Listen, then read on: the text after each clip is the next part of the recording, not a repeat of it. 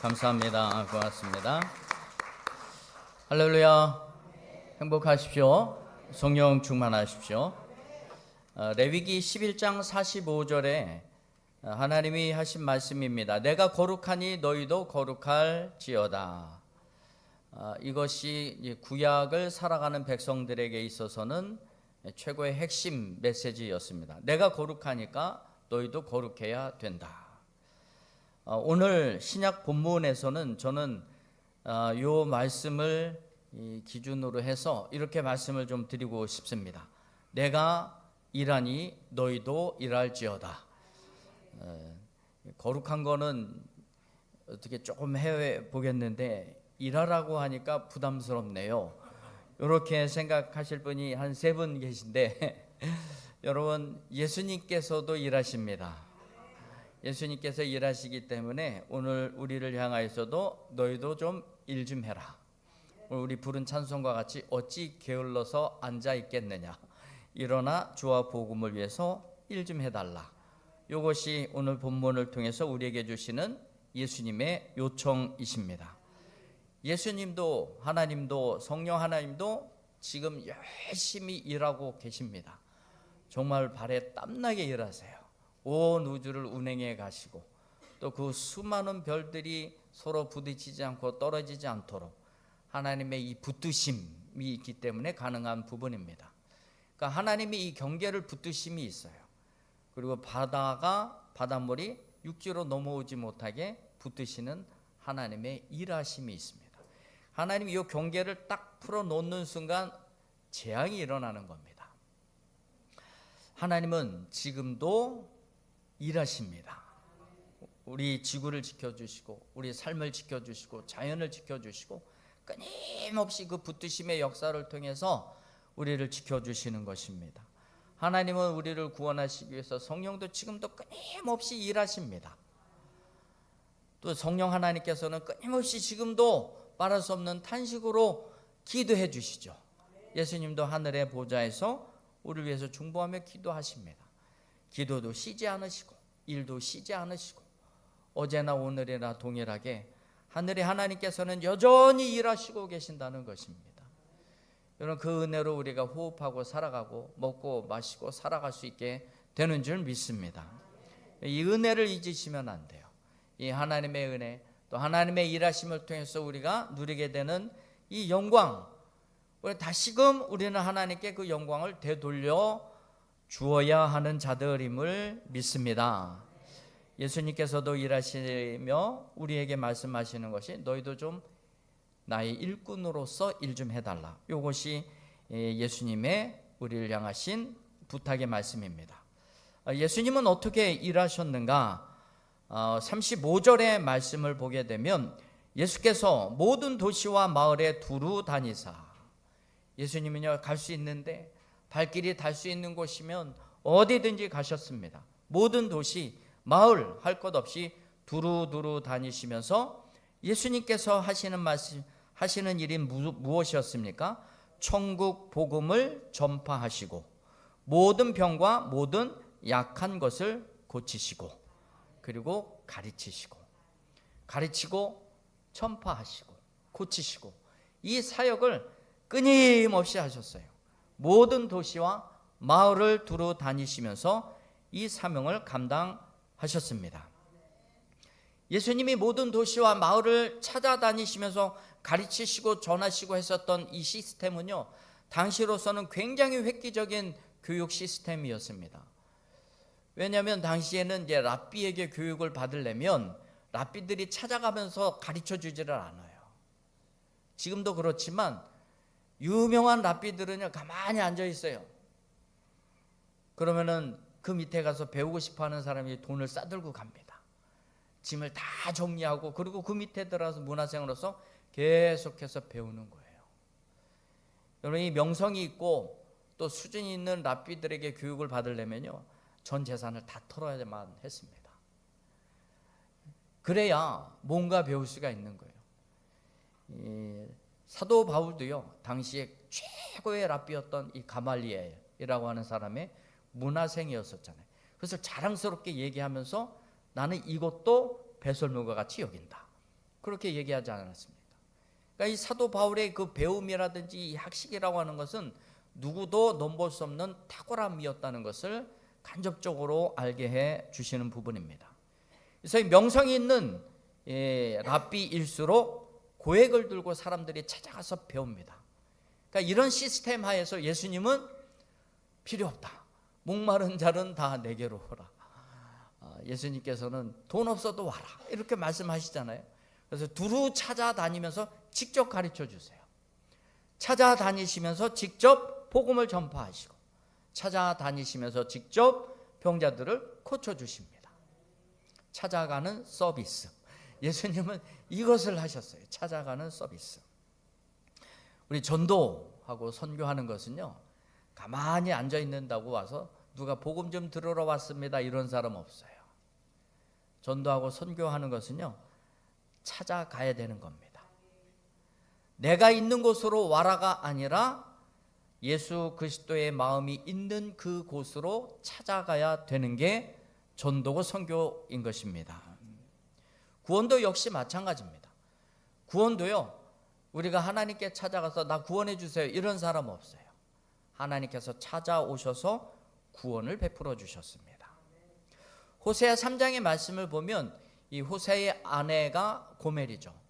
고멜에 붙어있는 수식어가 음탕한 여인입니다. 고멜은요, 호세아와 결혼하고 아이까지 낳고 그리고 또 나가서 바람을 피웠습니다. 하나님이 호세아를 불러요. 얘야 좀 이리로 오너라. 예, 말씀하십시오. 네 바람 피는 아내 데리고 와라. 그래요. 그때는 호세아는 다 포기한 상태예요. 이제 와서 못할 게 뭐 있겠습니까?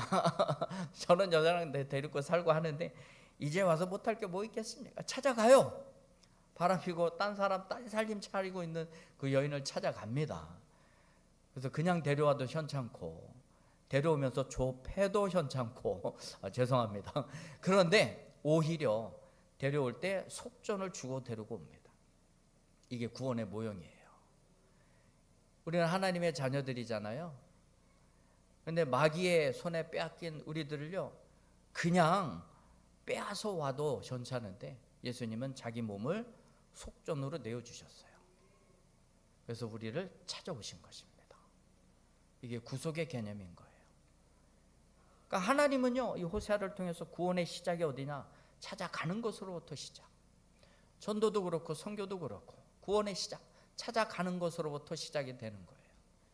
여러분 주변에 있는 사람들 끊임없이 찾아가셔야 돼요. 전도하고 싶으면 찾아가셔야 돼요. 먹을 거라도 사고 차라도 한 잔 사고 이렇게 해야 전도가 되지, 그렇지 않으면 전도가 되지 않습니다. 하나님의 주특기가 찾으심입니다. 하나님은 찾아요. 주로 찾아요. 구원할 자를 찾으시고, 소돔과 고모라 땅이 멸망하지 않기 위해서 10명의 의인을 찾으셨습니다. 10명의 의인이 없었어요. 그래서 망하게 되었습니다. 하나님께서 이스라엘 백성들이 40년 광야 생활 동안에 그들이 머물 곳을, 장막 칠 곳을 먼저 앞서 가셔서 찾으셨어요. 신명기 1장 30절의 말씀입니다. 하나님 먼저 찾으시는 거예요. 우리가 구할 것을 먼저 찾으시고, 하나님 지금도 예배하는 자들을 찾으십니다. 신령과 진정으로 예배하는 자들을 찾으십니다. 그리고 하나님을 찾는 자들이 있는지 없는지 하나님이 그 인생들을 굽어 살펴보시는 거예요. 이 굽어 살펴보다는 창문 너머로 이 몸을 쑥 내밀고 이렇게 쳐다보는 것을 의미합니다. 그러니까 하나님이 찾는 거예요. 이렇게. 노아 시대 때는 그래서 딱 한 사람 찾았잖아요. 누구 찾았습니까? 예, 제가 정답 말씀드렸잖아요. 노아 시대라고. 노아라고 대답을 하셔야죠. 노아 시대 때는 하나님이 딱 그 눈에 딱 들어온 사람 한 사람 찾았어요. 누굽니까? 여러분들은 하나를 가르쳐주면 열을 깨닫는 분들이에요. 굉장히 탁월하신 분들입니다.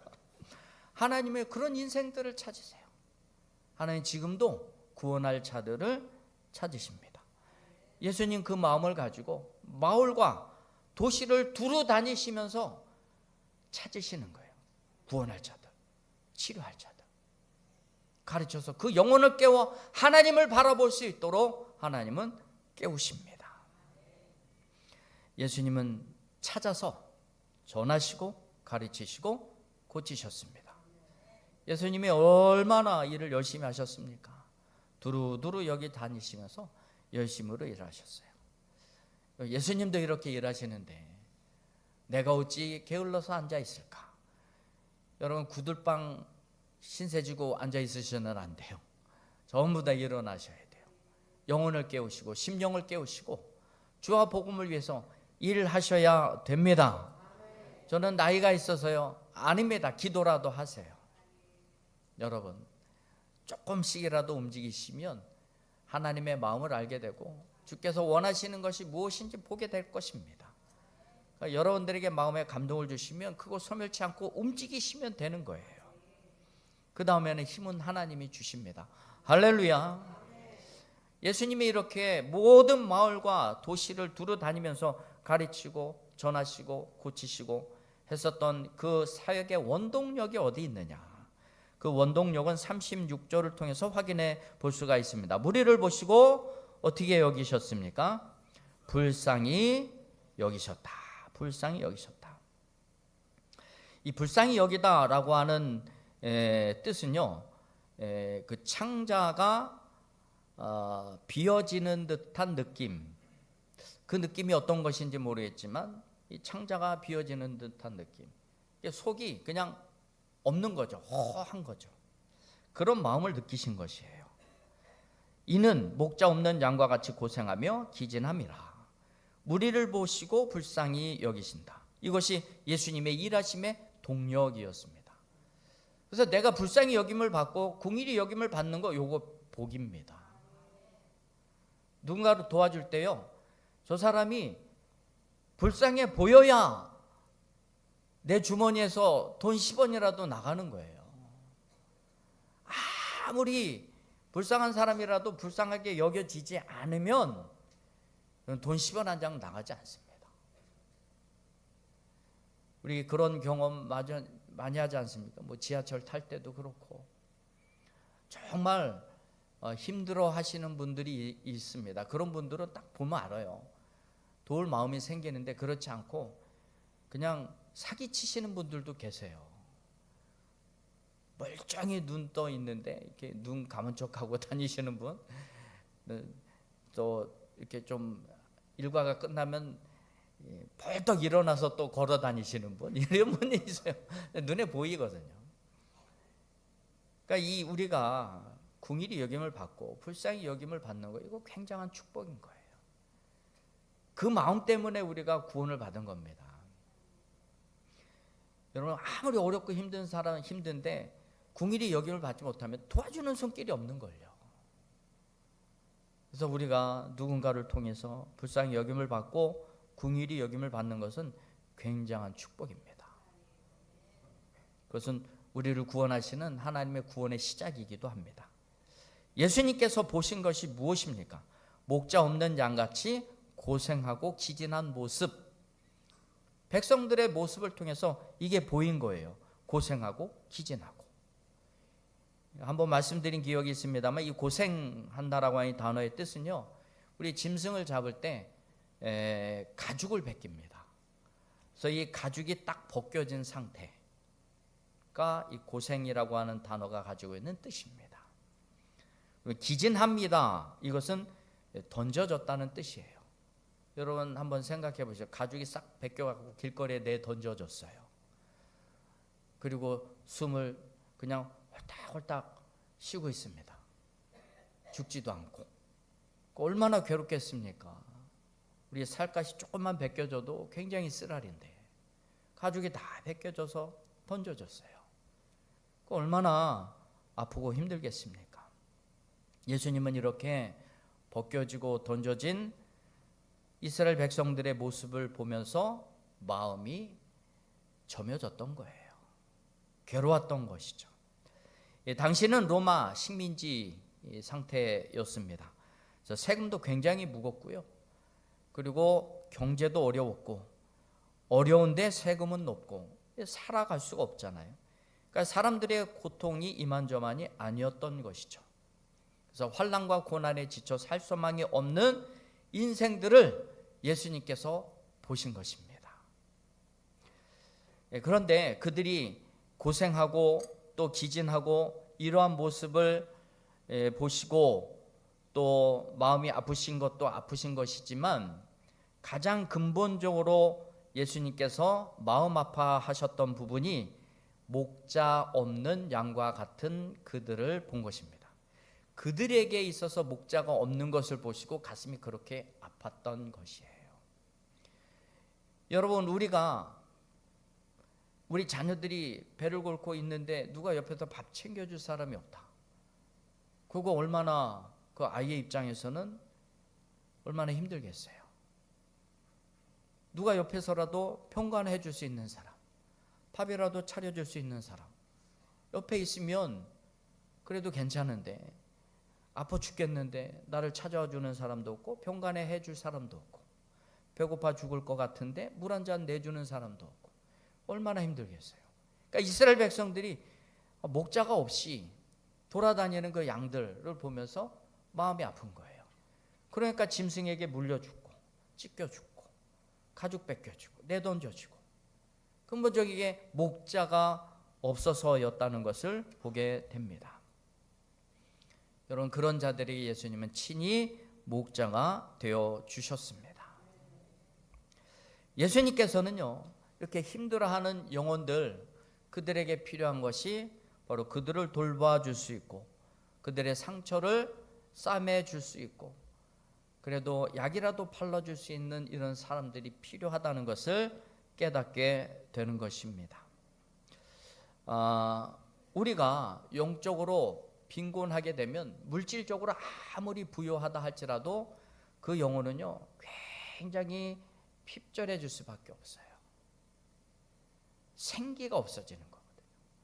그 영혼의 생기를 불어넣을 수 있도록 우리는 이 영적인 지도자들, 목자들이 필요한 것입니다. 그래야 꼴을 잘 얻고 쉴 곳에서 쉬고 또 푸른 초장에서 쉴만한 물가에서 편히 쉴 수가 있는 거예요. 그래야 아플 때 소생케 하는 그 돌봄을 받을 수가 있는 것입니다. 시편 23편의 모습이지 않습니까? 죽어가는 양들을 소생시키시고 쉴만한 물가로 인도해 가시고요. 여러분, 우리는 이런 목자는 안 되어도 이 목자에게로 양을 몰고 갈 수 있는 양몰이 개 정도는 되어야 되지 않겠습니까? 개라고 해서 기분이 좀 나쁘시다면 용서 바라고요. 양몰이 개들이 있어요. 딴 데 빠져나가지 못하도록 그냥 많지도 않아요. 딱 한 마리가요. 그냥 양을 싹 다 몇백 마리는 다 몰고 가요. 그래서 목자 있는 대로, 그리고 그들이 들어가야 될 곳으로 울타리 안으로 다 들어가게 만듭니다. 예수님은 우리의 참된 목자 되십니다. 그 목자의 양의 문이 되시는 그 목장 안으로 우리는 양들을 몰고 갈 수 있는 그런 양몰이 개 정도는 좀 돼야 되지 않겠느냐. 요 정도 수고는 여러분 좀 할 수가 있지 않겠습니까? 그렇게 살아갈 수 있기를 소망합니다. 그러기 위해서는 예수님의 그 마음과 같이 내 남편을 볼 때, 예수 믿지 않는 내 남편, 내 아내 볼 때 불쌍히 여기는 마음이 있어야 돼요. 아유, 저 인간 저러다 지옥 갈 텐데, 여보 나랑 함께 천국 갑시다. 그래서 손이라도 붙들고 기도라도 해주고, 듣기 싫다고 나가는 남편 뒤통수 해야 되고 그래도 예수 믿어야 산다, 이렇게 얘기할 수 있는 그런 마음 정도는 가지고 있어야 되지 않겠습니까? 할렐루야. 예수님의 일하심의 동료, 예수님의 그 마음을 움직였던 것은 목자 없이 헤매고 있는 그들을 바라볼 때에 예수님의 마음이 움직였던 거예요.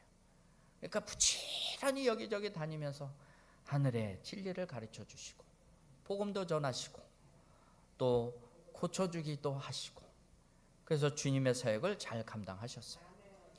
예수님의 이 일을 공생의 기간 동안에 예수님이 직접 하셨지만 예수님이 언제까지나 여기에 계실 수는 없죠. 우리가 잘 알고 계신 대로 예수님은 공생의 기간을 마치시고 또 죽으시고 부활하셔서 하늘로 승천해 올라가셨습니다. 지금 하늘의 보좌 우편에 계십니다. 그 일을 우리에게 맡기셨어요. 그래서 예수님은 우리를 또한 예수님의 일을 할 수 있도록 일꾼으로 우리를 세우셨다는 것입니다. 그 일꾼으로 부르신 예수님의 음성이 여러분들은 예, 주님 내가 여기 있습니다. 나를 보내주세요. 이렇게 응답하셔야 돼요. 여러분 부르실 때 예, 주님 내가 여기 있사오니 쟤를 보내주세요. 이렇게 하시면 안 된다는 얘기입니다. 오늘 본문 말씀 37절 38절의 말씀을 보면 이제 제자들에게 이르시되 추수할 것은 많되 일꾼이 적으니 그러므로 추수하는 주인에게 청하여 추수할 일꾼들을 보내주소서 하라. 제자들한테 너희들 봤지? 목자 없이 기전하고 고생하는 저 사람들 얼마나 많은가. 내가 일리로 다 다니면서 하기엔 너무나 벅찬데 일꾼이 좀 필요하다. 기도해라. 일꾼 좀 보내달라고. 여러분 우리가 이렇게 추수해야 될 일꾼을 위해서 기도하는 것도 좋지만 더 중요한 것은 그 기도의 응답이 내가 되기를 소망합니다. 추수하는 일꾼을 보내주세요 라고 기도할 뿐만이 아니라 그러면 제가 하겠습니다. 제가 하겠습니다. 이런 일꾼이 필요하다는 것입니다. 이런 자발적인 마음을 가지고 예수님의 마음을 읽어내는 사람들은요, 부르실 때에 내가 여기 있습니다. 딴짓하지 않습니다. 이런 사람들은 하나님이 무슨 일을 시켜줄지 눈이 반짝반짝거려요. 그렇지 않은 사람들은 나 일 시킬까봐 이렇게 피해요. 시야도 피하고 눈 마주칠까봐 엉뚱한 데 쳐다보고 막 그래요. 여러분 딴 사람 생각하지 마시고 내가 바로 그렇다 그렇게 생각하시면 딱 정답입니다. 어떤 때 이렇게 일 시키려고 이렇게 딱 쳐다보잖아요. 그러면은 인사도 안 하고 후다닥 도망가요. 눈치는 굉장히 빠른 거예요. 그분은. 우리가 하나님의 그 마음을 안다면 우리는 누가 뭐라고 하지 않더라도 자발적으로 헌신할 수가 있어요. 그래서 세워진 12명의 제자들이 있습니다. 10장 1절의 말씀을 보면 예수께서 그의 12제자를 부르사 더러운 귀신을 쫓아내며 모든 병과 모든 약한 것을 고치는 권능을 주시니라. 9장 35절 예수님이 하셨던 일과 다를 게 무엇이 있습니까? 똑같잖아요. 추수할 일꾼을 보내주셔서 그것도 좋지만 예수님께서는 직접 할 제자를 부르신 거죠. 12제자를 부르신 것입니다. 그래서 12제자를 부르사, 이 부르다라고 하는 이 단어, 이 동사의 형태가 헬라어 문법에는 이렇게 중간태라고 있습니다. 중간태. 이게 무슨 의미를 가지고 있냐면 불렀을 때 군대처럼 까라면 까라 이런 식이 아니에요.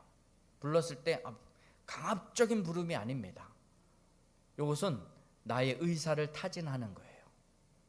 그래서 불렀을 때 억지로가 아니라 스스로 적극적으로 참여하는 것을 의미합니다.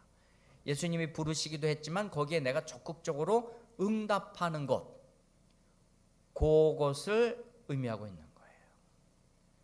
그러니까 우리가 하나님이 부르실 때에 하나님 내가 여기 있습니다. 나를 보내주세요. 이사에게 그 천국의 그 환상의 회의의 모습을 보면서 우리를 위해서 누가 좀 갔으면 좋겠는데 이 말씀을 가지고 누구에게 누군가가 백성들에게 전해줬으면 좋겠는데 그때 그 하나님의 마음을 읽고 난 이사야가 얘기하잖아요. 주님 내가 여기 있습니다. 나를 보내주세요. 우리는 그 마음이 필요한 거예요.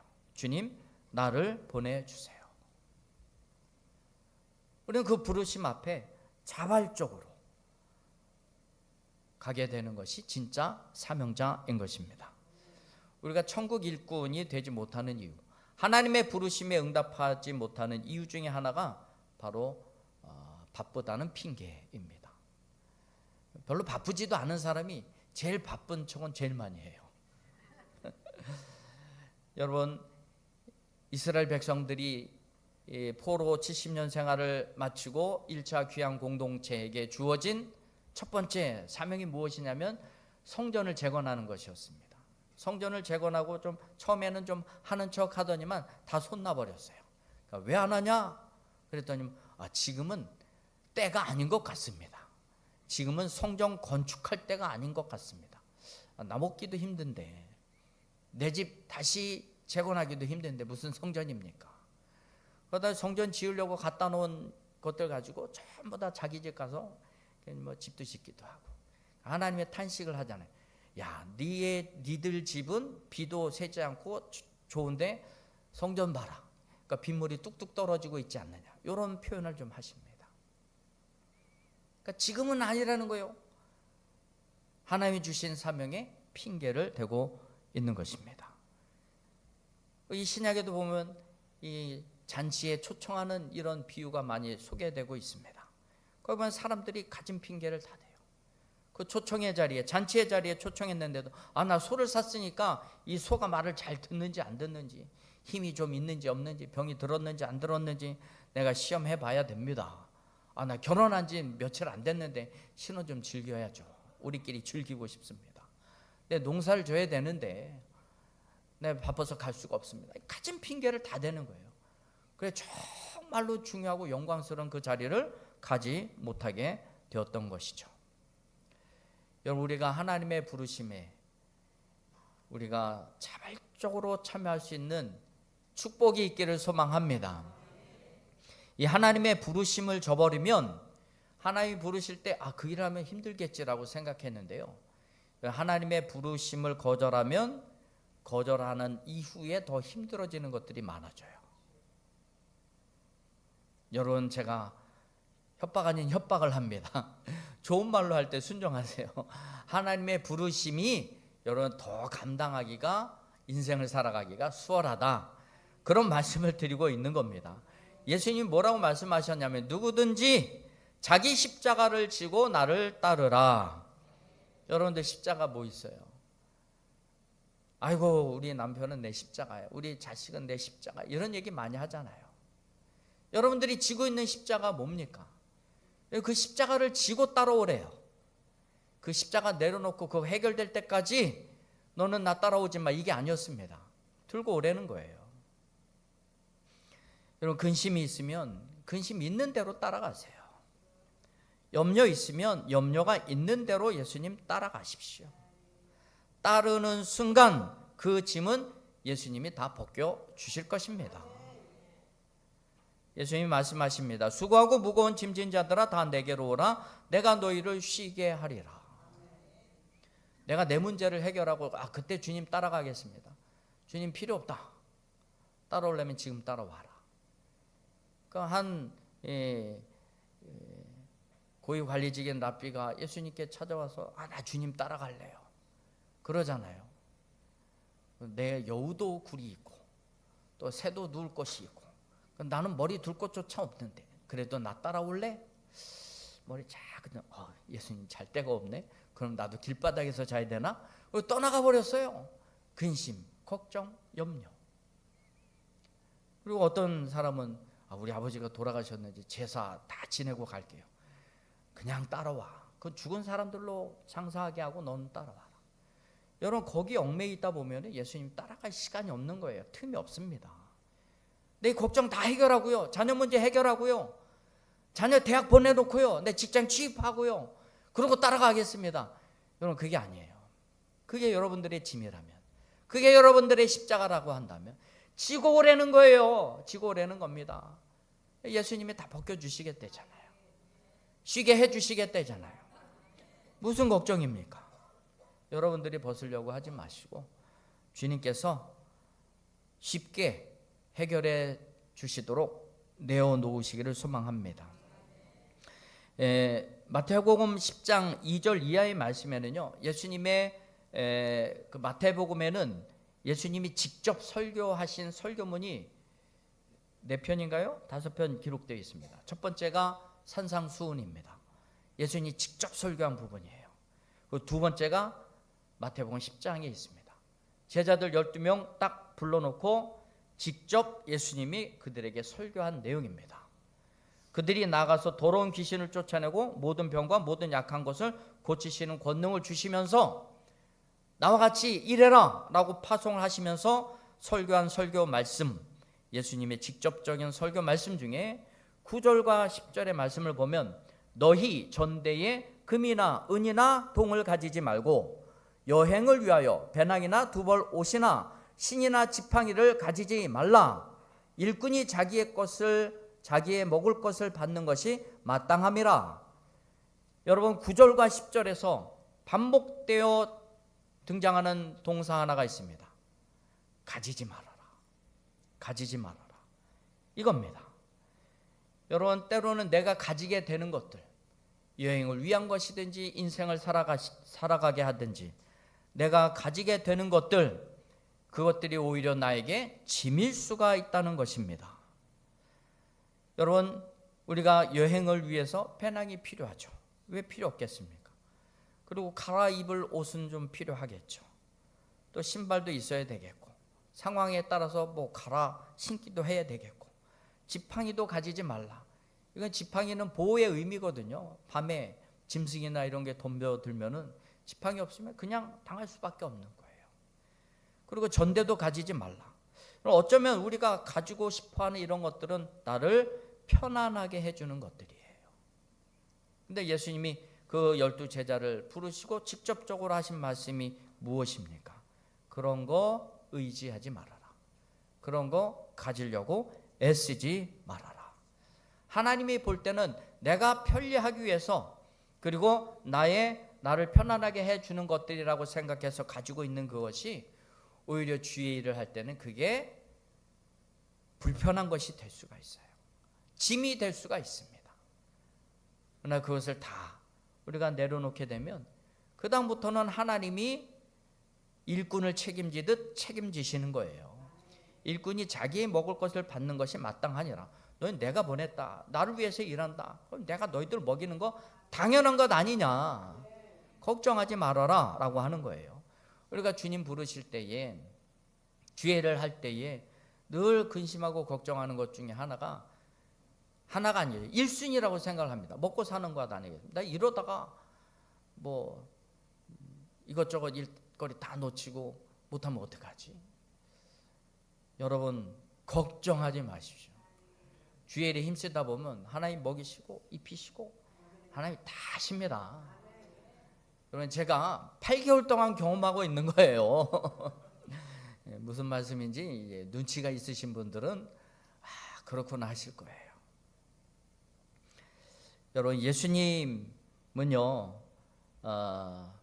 우리가 가져야 될 우리를 편하게 해줄 만한 전대의 돈이나 배낭이나 옷이나 신발이나 지팡이 이것 이전에 하나님의 돌보심을 먼저 의지하라는 것이에요. 하나님의 돌보심을 먼저 의지해라. 우리 일꾼들에게 가장 필요한 자세입니다. 하나님이 돌보시지. 그러면 걱정하지 말고 주의를 감당하자. 이것입니다. 예수님은요 정말로 열심히 일하셨어요. 정말 발이 땀나게 일을 하셨어요. 그래서 예수님은요 눕는 곳마다 다 숙소예요. 숙소 1급 호텔입니다. 눕는 곳마다. 심지어는 이 풍랑이 있는 바다에 그 배가 뒤집어질 것 같은 그 속에서도 예수님은 곤히 잠드셨어요. 얼마나 피곤했으면 그만큼 일을 열심히 하셨어요. 어디를 가시든지 예수님은요 먹을 걱정 안 하셨어요. 공생의 기간 동안에 가는 곳마다 마르다와 마리아 뭐 이런 정말 마음씨 고운 여인들이 예수님 사랑하는 마음으로 공개하고 대접하고 또 세리가 마태든지 또 삭개오든지 변화되면 그냥 잔치자리 딱 펼쳐놓고 예수님 오셔서 드세요. 그럼 막 먹잖아요. 예수님 먹는 거 마실 거 뭐 이거 걱정 하나도 안 했어요. 숙소 하나도 걱정 안 했어요. 열심히 일하면 어디든지 우리 잘 수가 있어요. 잠자리 고르는 사람은요 덜 고생한 사람이에요. 잠자리 고르지 말고 어디나 다 고개만 대면 잘 수 있고. 저는 그 훈련을 이번에 혹독히 받았습니다. 어디 가나 머리만 대면 전 잘 수가 있어요. 그전에는 침대 떠나면 죽는 줄 알았는데 그렇지 않더라고요. 허리는 좀 아프기는 하지만 그래도 잘만하더라고요. 여러분 걱정하지 마세요. 걱정한다 한들 우리가 이룰 수 있고 해결할 수 있는 거 아무것도 없습니다. 예수님은 오히려 그 염려 나한테 맡기고 너는 나를 따르라 이렇게 말씀하십니다. 이제 예수님께서 우리를 일꾼으로 또 부르십니다. 부르실 때 두려움이 있습니다. 왜 없겠습니까? 그러나 그것을 다 주님께 맡기시고 주님의 공급하심을 먼저 생각하시면 못 따를 것도 없습니다. 여러분 주님 열심히 일하고 계십니다. 내가 일하니 너도 좀 일 좀 해달라. 천국 일꾼으로서 헌신 좀 해달라. 오늘 예수님의 이 음성을 들으시고 우리 앞으로 해야 될 일이 너무나 많습니다. 교회 회복을 위해서 일할 게 얼마나 많은데요. 여러분 저랑 눈 마주치기 싫어서 회피하지 마시고 눈 딱 마주치면 목사님 뭘 원하시는구나 바닥바닥 움직일 수 있는 그런 심령이 되기를 소망합니다. 우리 같이 일합시다. 할렐루야. 우리 함께 기도하도록 하겠습니다. 우리 이 시간 기도할 때에 하나님 나를 부르실 때에 게을러 주저앉아 있지 않게 하시고 어디를 보내시든지 하나님 염려가 있다면 염려 있는 채로 근심이 있다면 근심 있는 채로 그 십자가를 지고 주님을 따르게 하여 주시옵시고 또 하나님께서 무엇보다도 우리에게 먼저 있어야 될 것을 먼저 아시고 우리를 도우심을 믿고 주님의 뒤를 따르게 하여 주시옵소서. 주님 새 일을 행하게 하여 주시옵소서. 우리 주의 이름 크게 한번 외치고 함께 통성으로 기도하겠습니다. 주여